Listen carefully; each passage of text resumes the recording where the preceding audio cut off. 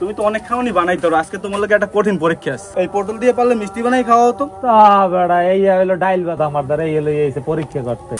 পটলের মিষ্টি বানানোর পাইলে প্রথমে পটলটি সেলতে হইবে। এখন কাঁটা চামচ দিয়া পটল কেচতে হইবে।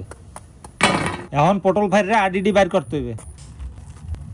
পটলের মধ্যে দিয়ে আডি বাইর করা হয়ে গেছে। এখন আমরা শিরা বানামু। শিরা বানানোর পাইলে কড়াইতে দিতেছি পানি, চিনি, এলাচি।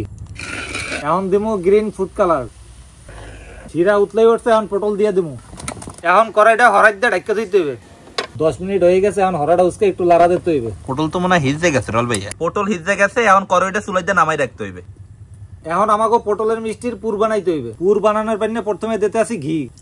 ঘি গরম হয়ে গেছে, এখন দিমু গরুর দুধ, চিনি, গুঁড়া দুধ।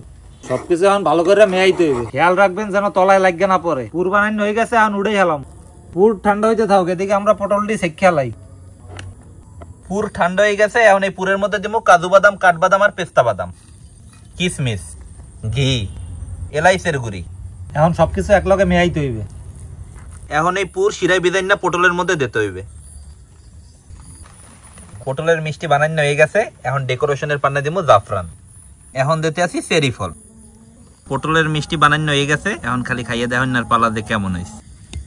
বিসমিল্লাহ। মামা আসলেই তো মজা। এই লাল লাল এটা কি? এদের শাল সাহেব ফল বা সেইটা নাই? আরে না ভাই, এটা চেরি ফল। তুই খাইয়া হেরবার দে কততে কত দিবি। বিসমিল্লাহ। ভালোই লাগতে আছে। তোর দ্বারে 12 মনে হইলো, আমার দ্বারে লাগতে আছে 9.5। এই আবার অর্ধেক কম কে?